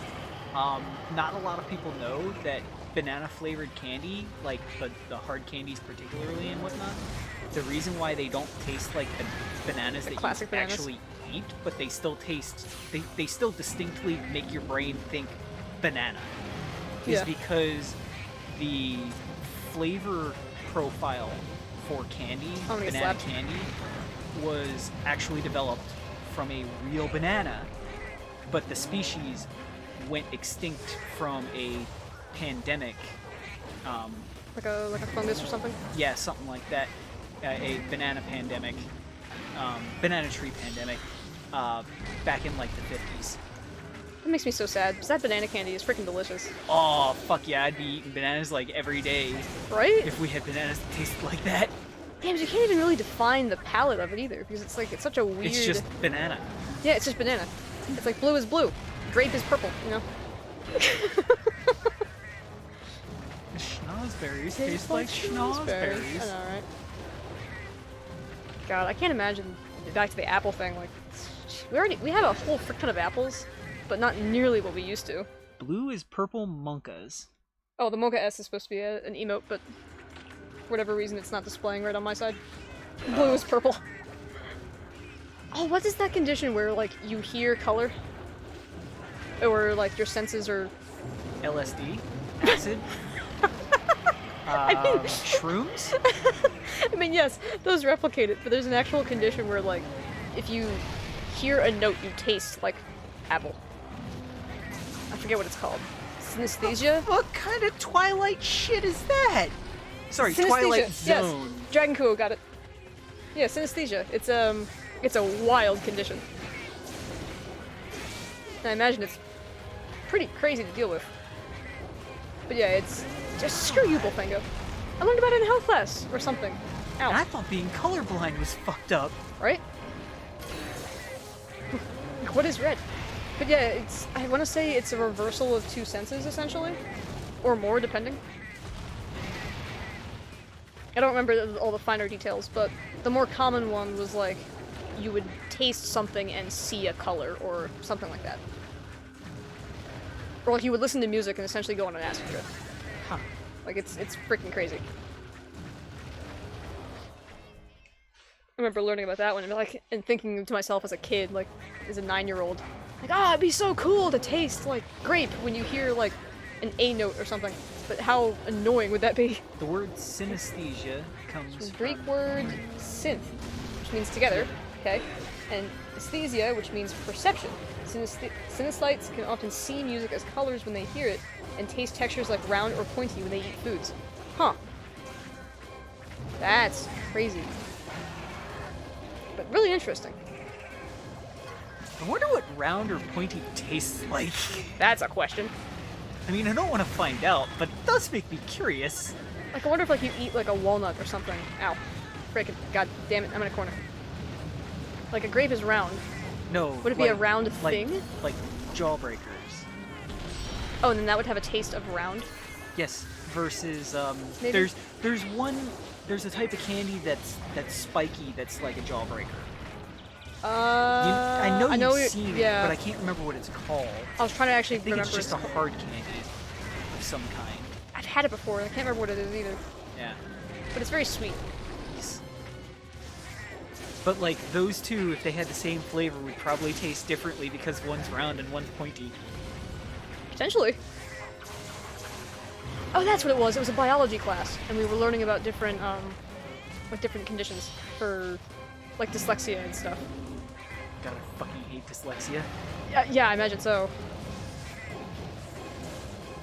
I think at one point, like I was doing some, like dyslexia was actually my topic for the bio class, and at one point there was a guy trying to develop glasses to like help keep the letters clearer or something like that. I don't have no idea how it worked. That'd be interesting. Like it was completely have letters color coded. Essentially. Like have it be a set of glasses that has a set of cameras, and the glasses themselves are screens for your eyes. Yeah. When reading. Pretty much, yeah. It was very, very experimental when I was reading about it, so I don't know if that's a thing that came out later or I don't know, or if it was scrapped or whatever. About, what is it, the chrono glasses or whatever? For colorblindness? For colorblindness, so that colorblind people can potentially see in color. Yeah, and I've heard it actually works in some cases. It depends on your level of colorblindness, I think. Yeah. Like if you're just like off by a couple of colors, I think the glasses probably help tremendously. But Yeah. I don't know. I've never met anybody with them. So. I've seen some videos of it, but you know what videos are. You never really Essentially, know. Hollywood movie magic is very easy. Oh god. Yeah. It's hard to know for sure. Exactly. Still, like, advancements like that are pretty awesome. Freaking Rathian's back again. So, okay, what about the advancement for blind people where they actually cut your skull open and implant a electrode, essentially, or a electrical connection, essentially, that can plug into a set of glasses that has cameras. Oh, that's and crazy. projects black and white image into your brain. It doesn't make you completely able to see perfectly, but it gets you... get an idea? Think of like a 1950 television. Dragon You can Crew was kind of lurking. get an idea. Enjoy your alert, good sir. Oops. Ow. Rathian, can you let me... But yeah, Carbon piece. that's one of those things I heard about like 15 years ago, and it was not in an experimental stage. It was actually out and being used. So imagine how far they could have potentially come in the last 10, 15, 20 years. Yeah, right? I really gotta set up alert command. Remind me to do that. Yeah. I meant to do that a while ago. I must have forgotten. Alright, Rathian. I got all my carbs. You can't deny me anymore. Haha! By the way, you've had over an hour. Yeah, I noticed. I was at like 50 minutes when I started Duramboros, and I was just like, well, might as well. I know. I wasn't sure if I wanted to do another monster after this or not. 'Cause I can't remember how many key quests are left. Screw you, Rathian. Yeah, there's one more urgent for HR6, so I was thinking of doing that. Okay. Prowler power hours this time.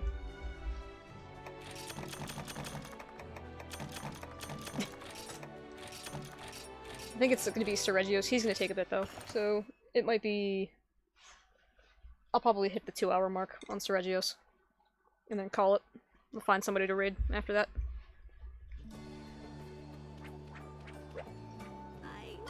Greetings, young hunter! I already see the gleam in your eye. Are you ready for this urgent quest? Your target this time is the Seregios. They're not to be taken lightly. If you're gonna take it on, you'll need to be extra cautious. Don't let your guard down for a moment.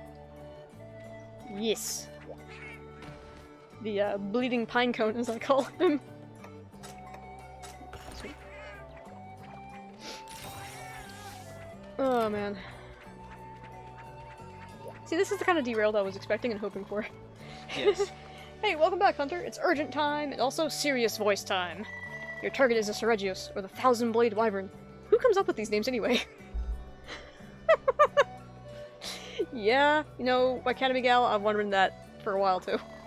Those scales can cause bleeding, so if you can hit, you need to act quickly. But don't fret, just stay calm, stay crouched, and wait until you're able to recover from your wounds. Stay focused out there. God, back when dialogue actually told you stuff. Salt?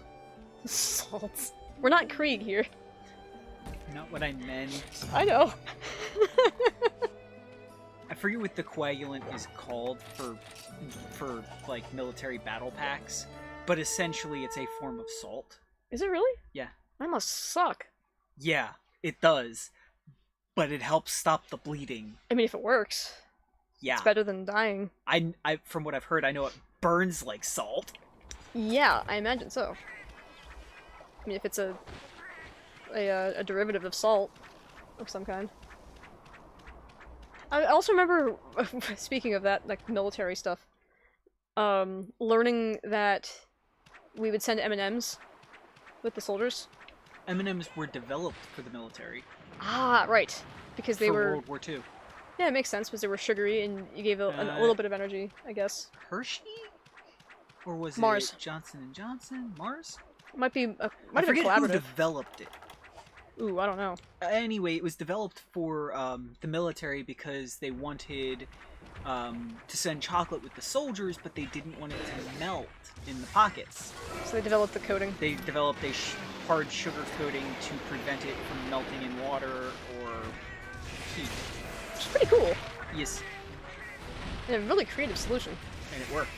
Yeah, they were Just still... like duct tape wound up being a fantastic solution that they... Is that a military-specific one too? I can't remember. Yes. Duct tape, if I remember correctly, was developed in 1940 for military applications, specific military application being sealing ammunition cans for the military watertight. Yeah, that one I remember. So the ammunition cans have a rubber seal on them and a tight metal-to-metal fit for the lid, and they should be watertight, but they aren't.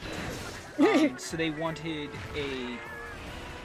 a string-based tape with a gummy adhesive.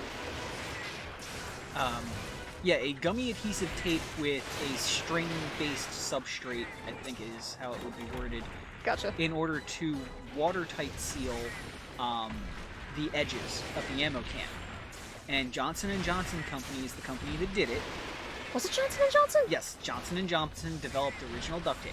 God, they invent all sorts of crap. Yes, Johnson & Johnson invented a few military-specific things during World War II that were fantastic. But the troops figured out very quickly that the tape was rather sticky and rather strong, and it started popping up on everything all over the place. They used it for all sorts of crap battle repairs, right down to reskinning airplane wings partially with it. Oh my god. Yeah, it would survive flight on propeller-driven aircraft, which would mean that an aircraft with a top speed of like 400 or 500 miles an hour, like 400, I think. Oh, Jesus. If it would survive, it means it would have to endure faster winds, because not only is the plane moving that fast, but it also has to throw air over the body in order to pull it forward through the air. Oh god, I didn't even consider that. Yeah. Yeah. When you have that much confidence in the thing. I don't know if that was confidence. Or if it was just desperation. But yeah, it watertight seal on a lot of crap, as long as it was applied to a dry surface. And it was strong, so it got used all over the place. Of course. I mean, waterproofing stuff has been like Yeah, but we've actually legitimately seen duct tape in NASCAR races. Oh, yeah. More recently, even. Like, in the mid to late 2000s and shit. Duct tape will hold the world together. Yeah, it's been called a lot of different things. It has a light side and a dark side, too. Yeah. It's been called a lot of different things, from duct tape to duct tape to whirlwind tape, hurricane tape, 200-mile-an-hour tape. What's the original? It's duck? I think it's duct tape, as in like an actual... Like an animal? Like the actual waterfowl. Which makes sense if it's waterproof and stuff. Yeah, but I'm not positive. I have no idea. I know, like, duct tape is a brand name, I think. Duct tape is actually also a whole category of tape tending to be... No, for ducting. Oh, for like HVAC. Yes, which tends to be an aluminum, like, it's a little bit thicker than aluminum foil, but it's generally an aluminum tape, or a aluminum strip, with adhesive on one side. Oh, that makes sense. So a lot of the frickin' piping is just thin aluminum tubing, isn't it? Galvanized steel. Oh, okay. That's a bit different. Aluminum duct tape. I think it's aluminum because it is heating application, so it's not because it can endure high temperatures or anything like that without burning. I believe it's more as an insulation because the reflective surface will reduce the amount of heat transferred between the two surfaces, but between the surface and air. Oh, okay. That makes sense. I know heat shields in vehicles and whatnot use reflective surfaces to essentially reflect heat energy, thermal radiation, away from a secondary surface. Interesting. As well as having, the insulation beyond that reflective surface between the actual surface you're trying to protect from the heat and the heat producer. Yeah. See, those kind of inventions are amazing to me. Because it does so many things, and it's... When you really look at it, it's a lot more complicated than it is. While still being a very simple... Oh, yeah. Device. Being extremely simple, it's complicated. Yeah. Like, in order for it to be simple, it had to be complicated. Oh, yeah. I guess is the... Like Post-it notes was one of those weird things, too, I think. Yes, Post-it notes were a failed invention. Glue invention. The glue was too weak, and the inventor got turned down by whatever company it was. Some patent office, for what he was pitching it as. And the secretary... Kept it? No, the secretary watched him throw it in the trash and was like, hey, wait, like... what are you gonna do with this? He's like, you can... Essentially, he was like, you can have this... The patent rights to this invention. It's fucking useless. And she was like, okay. Took it. Say so. put a strip on the back of a little piece of paper and made Post-it notes. I mean, you gotta figure, like, a secretary, that's like the perfect thing for a secretary. And Post-it notes have been around a long time, like longer than computers, if I'm not mistaken. Oh yeah, I think so. Like longer than personal computers. Like, I know Post-it notes are also a brand name. Yeah. I don't know why I grabbed the map. That was kind of dumb. But yeah, Post-it notes, that was just the right person at the right time. Oh yeah, it's amazing how many things like that happen, like the frickin' waffle cone. Yes. Waffle cone ice cream cones. Was it the New York World's Fair? Yes. In like the New York 60s? World's Fair? Or earlier? Earlier, like 1912. God, I don't know why I always think like the waffle cone is so much newer. Yeah. The New York World's Fair, there was a waffle maker stand, fresh made waffles, right next to a ice cream vendor stand, and the ice cream vendor ran out of the little paper bowls cups that he was serving ice cream in. So he turned to the waffle guy, who was right next to him, I thought. As I heard the story, essentially turned to the waffle guy, like, as a last ditch effort, and was like, hey, can you make something that can hold my ice cream without it leaking? And the waffle guy was like, Yeah, I think Yeah. I got that. and the combination sold better than the other two combined, I think. I think so, yeah. It was just stupid good. Here we are 100 years later. And we make waffle cones. And they still taste awesome. Oh, of course. It's Not a my waffle favorite and it's a thing cone. in the world, but they're definitely tasty when you have the hankering for them. Like, I imagine, like, with... Hankering. What?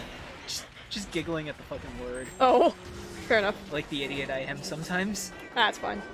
This Seregios is ripping apart the Sepseros. So, When a it's all lot good. of other people would say craving. Oh, yeah. Well, me and you don't use pop culture words all that much, so it's fine. Well, my pop culture words are a little Pop older. culture words from, like, the 60s and 50s. Well, probably because of Dad. If I had to guess. I don't think I heard too many of them from him. Maybe some of his friends, though. Chintzy? Is that from him? That's not a pop culture word. That's a real fucking word, I know, damn it! I know it's a real freaking word, but it's an older word, isn't it? No. No? Why was I always under the impression that it was an older word? Am I bleeding? No. Good. I think it was a little more Oh, God. common back in the day, but I heard chintzy plenty as a kid. Huh. Well, know. maybe not plenty, but Ow. plenty of places. Maybe I just didn't watch enough Mr. Rogers. No, you didn't see that shit on Mr. Rogers. No. Well, I also didn't watch enough Mr. Rogers anyway. But, you know. It was, I think he was on at the same time as, like, one of the cartoons or something that I enjoyed watching. So I would watch a little bit of Mr. Rogers, and then I would watch whatever the cartoon was that I can't remember, which is telling of the cartoon.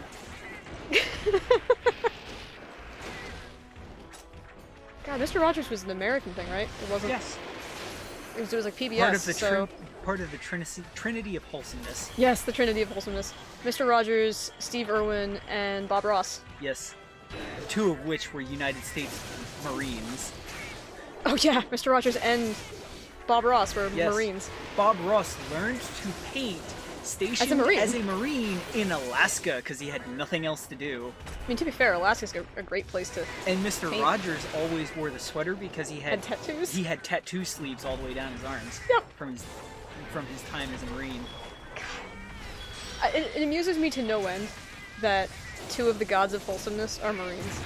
Yeah. Because you normally think of a Marine as like, you know, Eat his own guts and ask for seconds. yeah, exactly. Yeah. What was it? Yeah, because Steve Irwin was god of respecting nature. Rogers was respecting yourself, and then Sorry, it's not respecting. not respecting. It's loving nature. Yeah, love, yeah, yeah. Love yourself. Love yourself and love Yeah. art Bob Ross was love yourself. or love creativity. And, I don't remember. And Mr. Rogers was love your neighbor, I think. Oh, okay. Yeah. That makes sense because So it's Bob love Ross yourself, love your taught- neighbor, love essentially Love- nature and the world. yeah, which is pretty fantastic when you think about it. Like the trinity of wholesomeness. Yes. Two of them are Marines. I can't get over that fact. Didn't they make a movie about Mr. Rogers? Yes. I haven't seen it. Neither have I. I think Tom Hanks also plays Mr. Rogers in that one. Which, I mean, From what I saw in the Makes commercials, sense. it looked like he played a pretty darn good part. yeah. Tom Hanks will do a good serious role. Especially later on in years. Oh yeah. He can put himself... He does a good job at least doing a damn good effort to Staying true to whatever the accurately character is. portray whatever the role really is when it's serious. Oh, and yeah. actually put himself in that situation and mental set and whatnot that the character could have or should have been. Oh yeah. I mean, that's probably why Forrest Gump is as widely known as it is. Yeah, he did Because of him. stand. As much as he could be knocked for how he portrayed it, he I think did he a did a very Great good job. and respectful job of it. Yeah. Which is a very hard balance between trying to really go hard at doing it accurately Well, the and role to like that not is do very it challenging. Yeah. disrespectfully. Yeah, exactly. Or I should say, not to overplay the role and wind up being disrespectful. Like being insulting somehow. Yes. That also reminds me of like Rain Man too. Yeah. Another one that was extremely good and in a That one I felt more played that line of potentially being offensive to some people. Well, yeah, his condition was a bit more... It's extreme. Oh, it's a devil joke. The condition is extreme for the guy he played in real life, and he... Yeah. I actually have seen some footage of the guy being kind of partially interviewed about the role and shit. The actual guy the role is based off of. And it's a very accurate portrayal. Oh, yeah. I mean, the guy was mathematically brilliant, if I'm not mistaken. Oh, yeah. But, like, socially, he was, pretty much inept. Oh, no, you want to talk brilliant? How about this? His condition actually allowed him not only a photo memory, his condition allowed him to, or maybe forced, it depends on your opinion, so that when he opened a book, his left eye would read the left page at the same time his right eye read the right page. Really? Yes. I did not know that about him. Yes. That is insane. Yeah. That's intense, actually, is what that is. Yes, that is extremely intense. God, I can't imagine trying to do something like that. Like I said, I don't know if it was allowed or forced, and that depends on your opinion. Like if he was just wired that way, or... Exactly. If he was... I'm pretty sure he was just wired that way. Could have been. Which would be basically forced to read both pages at the same time with a photographic memory that allowed him to access anything he's read, word for word. Or anything he's seen. Basically. Oh my god. And is that how he processed information so fast? That's a lot of... That's a lot of working from very old memory, because it's been many years since I've seen the video. Yeah, I haven't looked into I'm Rain Man in a working while. off of what I can remember, how I can remember it, and human memory isn't perfect. Oh yeah. But yeah, that's the stuff that has really stuck with me. So I think most of it is probably fairly 100% accurate, or like 95% accurate. I believe it. You generally have a better memory of things than I do. Yeah. I mean, I've only seen Rain Man a couple of times also, and I don't think they ever mentioned that in the movie, which I can't imagine why they would have. Because I think they were focusing on the mathematical side of him in the movie. Yeah. Like the matches and everything. God freaking Joe! Leave! Oh god. I got two really angry monsters here. Oh, Jesus. Go away! There we go. I got him, I think. He knocked over frickin' Seregios. God, you bastard. As you can imagine, Rain Man and Forrest Gump were movies that I got exposed to rather early. You know how my mom is. Your mom probably never got the point of either of them. Possibly.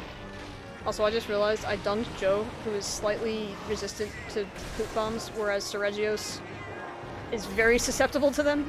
And would have just left immediately, just about. Yeah, so I'm stuck here. I think there's multiple meanings to Forrest Gump, though, back on that train. Oh yeah, no, there's a bunch. Same with Rain Man, of course, but I think Rain Man was a bit more targeted? See, now he's leaving. Rain Man, I think, was more drawing attention to the brilliance of the man. autism and whatnot, and how it's just a difference in how you're wired rather than being dumb. Yeah, that's fair. It's a difference in how you function rather than not functioning. Yeah, okay, I can see that. Because Stretches. like you said, it draws attention to him being a mathematical savant. Whereas he functions well enough where he might be able to live on his own, but it'd be a challenge. It'd be a real challenge. There could be some serious issues with it with enough time. Yeah. Whereas if you give him a math problem, he can solve shit faster and better than a computer. Yeah. And you can't do that if you're dumb. Yeah, that's true. And I think that also brought attention to different types of savants as well. Yes. Because there's mathematical savants, there's musical savants. Yeah, well, yeah. All sorts of things. One of the things, I think mathematical ones are more common, that I have seen and do distinctly remember is the full functioning brother takes the autistic brother to the doctor to find out what the hell's up. Yeah. And the doctor's like, yeah, he's autistic, but this is essentially a New condition. No, well, yeah. It's essentially this is a new world for medicine. All I can do is tell you he's high functioning or low functioning, and that's like pretty much it. That's all we know at the moment. So it was kind of doing that and taking it from the medical world and bringing it into the actual pop culture world. Like being able to see the interactions with him and the brother and stuff. Well, no, it's just bringing attention to the public of it. Rather than just the medical world really knowing anything about this. Yeah, and that interests me a lot because, like, I know autism is considered like a new thing, but I wonder how much of it was just misdiagnosis. Yeah. Because it's very rare. Well, not actually, not really. I was about to say it's very rare for new stuff to pop up, but it really isn't. Yeah, there's plenty of times where medicine has diagnosed something as something else. Yeah, and especially with, you know, the ignorance of the past, so to speak. Like, you would see somebody who would be autistic, and maybe you'd never see their savant side for whatever XYZ reason. Yeah, you just never find it. Yeah, exactly. It never has a chance to present itself. Right. So everybody would just be like, oh, he's just slow or something. Yeah. Like the thought of somebody never coming in contact with music while being in a musical scene. Exactly. So that's, I mean, back then, or if we're talking like before electricity, which actually wasn't all that long ago, but like before like established cities and No, stuff. go further. Well, not that like not kingdoms? not further, but yeah, go further back than electricity. Go into like the Dark Ages and whatnot. Oh yeah. Those kids wouldn't survive. Yeah, it's true. They'd have been dead. Yeah. For a number of reasons. reasons. As medicine progressed in lifespan and life quality for less fortunate people, Yeah. both financially and physically, progressed and improved. You started to see more and more conditions that you didn't see beforehand simply because they didn't live long enough. Yeah, that's true enough. It's kind of, that's sad to think about, but it is very true. Well, of course it's sad. Not everybody... It's not taught how bad the child mortality rate was. Oh yeah, or how... Or the mother mortality rate from... Oh god, yeah, that's something that doesn't get talked about too much. It was something like 1 in 5 women would die in childbirth. It might have been worse than that, but yeah, it's at least 1 in 5. No, that's 20% women. Yeah. Now, children dying in It was higher, I think. in birth is much higher. It was like 1 in 5 would survive. Yeah. It was rough. Let alone survive to adulthood. Yeah, it was gonna be any number of conditions that would, you know, depending on where you were born and your class and so on. Exactly. So obviously, if you're like the son of a king, that's a little different. I'm mostly just talking about getting out of the womb Oh yeah. and living, because you didn't have things like C-sections. You didn't have things You didn't have all the machinery. like antiseptics. Like wiping down a kid with antiseptics, essentially, after he comes out, to prevent him from getting some sort of an infection. Yeah, or like clean rooms that you can keep the kids in for, like, Yep. God forbid they have some sort of, like, I don't know, heart condition or something? Yeah. I don't know, anything. Exactly. I mean, this is when we were birthing people in their own homes. Yeah. Pretty much exclusively. Yep. At those times, it was like 1 in 5 It would wasn't survive. really that long ago. Either. 150 years, 130. Yeah, I was about to say about that. Not even, actually. 100 years Well, we ago, had a hospitals lot of 100 years ago, but we didn't yeah, have but not like. everybody went to a hospital to have their kid. Yeah, not everybody it didn't could afford a become hospital. common until Probably. Actually, I don't think it became common. Well, when did until we get like the ambulances? 40s or 50s. Like when was like? Ambulances were around before 1900. Yeah, because They you were got like still had the ferry. horse-drawn and shit. Yeah, true enough. So I was wondering when like the commonplace, like being able to call an ambulance came around, because you would need electricity, and you would need the telephone system. to be able to dial 911 for an ambulance, or, Well, yes. or like a telegram or something, but Yeah, that's different entirely. That is a little different. I think they had ambulances before that. Don't ask me how they got them to wherever they needed to be in a timely manner. Yeah. Oops. But, yeah, I think they had them. I know they had fire trucks long before they had phones. Oh, yeah, Because sure. it was a wagon. Yeah. Which is pretty crazy to think about. I'm looking for somebody that we can Simple raid. solutions for simple problems. You have fire, you need water, you have a wagon, a horse, and you have capability of holding a lot of water. Yeah.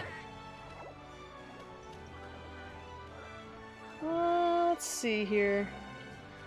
None of our usual friends are online, which is kind of... So you can find a new friend.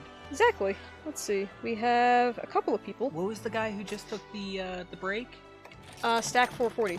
Okay. He is not online, unfortunately. Oh, I was looking at people, new titles. he's a good kid. Wyvern Amber Ale. He is a good kid. He's amusing in that, like He's when I very hopped in... entertaining. Oh yeah, and I hopped Well- into his channel, and he's also very persistent. I was getting ready to say, I shouldn't say he's very entertaining. He tries to be fairly engaging, and he is entertaining on his own, let alone the engagement adds to it, because then you get the entertaining from essentially you and me talking to, somebody who's entertaining in the first place. So you get entertaining people talking to entertaining people, and it ups the entertainment. Yeah, exactly. 1 + 1 = 3. Yeah. Well, technically, it'd be more along the lines of 1 + 1 = window. Something like that. And I can show you the math for that on a piece of paper, why it does. Oh god. I remember something like that. I did find a new person streaming the Rise demo, so I don't know anything about this person, but this is TedGreen77, and I guess we'll go say hi and see what they're about. It's always nice to meet new folks. I appreciate everybody who stopped in, said hi, or your lurkers. No, I appreciate you all. Deanie Linguini, if you're still listening, or if you're still lurking, have a good one, good sir. Dragon Kuro, as well, have a good one. See everybody next time. Yeah, I hope you didn't mind our banter and our random side chatter. Let's go meet a new friend, shall we?